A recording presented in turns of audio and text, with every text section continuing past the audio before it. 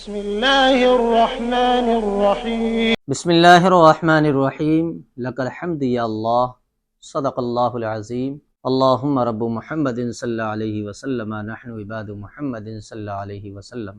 ایک میرے بھائی نے یہ سوال کیا کہ حضرت کیا عورت کے انتقال کے بعد شوہر اپنی بیوی کو غسل دے سکتا ہے، کاندھا دے سکتا ہے یا قبر میں اتار سکتا ہے؟ اور اسی کے ضمن میں انہوں نے ایک سوال اور کیا کہ کیا شوہر کے انتقال کے بعد بیوی اپنے شوہر کو غسل دے سکتی ہے یا نہیں؟ الحمدللہ کافی اچھا سوال ہے یہ، اور مزید یہ میرے اور آپ کے علم میں اضافے کا سبب بنے گا۔ دیکھیے، سب سے پہلی بات آپ یہ سمجھ لیجئے کہ شوہر کے انتقال کے بعد عورت من وجہن، یعنی کسی نہ کسی وجہ سے شوہر کے نکاح میں ابھی کچھ حد تک رہتی ہے، اسی لیے عورت کے انتقال کے بعد شوہر کے انتقال کے بعد عورت 4 مہینہ 10 دن تک عدت کیا کرتی ہے۔ لیکن اگر عورت کا انتقال ہو جائے تو پھر نکاح ختم ہو جاتا ہے فوراً،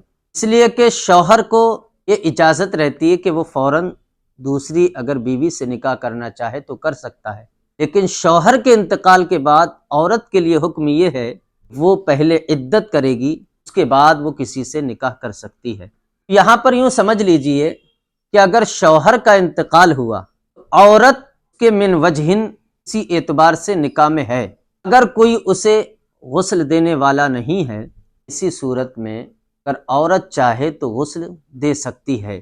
لیکن اگر عورت کا انتقال ہو جائے، شوہر کو یہ اجازت نہیں کہ وہ اپنی عورت کو غسل دے، اس لیے کہ عورت کے انتقال سے نکاح فوراً ختم ہو جاتا ہے۔ رہا مسئلہ عورت کے انتقال کے بعد شوہر اپنی بیوی کو کندھا دے سکتا ہے یا اس کا چہرہ دیکھ سکتا ہے یا نہیں؟ کندھا دے سکتا ہے، اس میں کوئی حرج نہیں، چہرہ بھی دیکھ سکتا ہے، اس میں بھی کوئی حرج نہیں، اور بیچ میں کوئی چیز حائل ہو، کوئی موٹا کپڑا ہو تو قبر میں بھی وہ اپنی عورت کو اتار سکتا ہے، اس میں کوئی حرج نہیں۔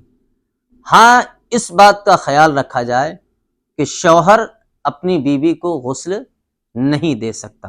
یہ امید قوی ہے کہ الحمدللہ آپ کے ذہن میں یہ سوال آیا ہوگا اور آپ انشاءاللہ العزیز آسانی کے ساتھ اسے سمجھ سکتے ہیں۔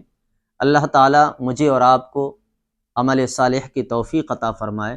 وآخر دعوانا ان الحمدللہ رب العالمین۔ السلام علیکم۔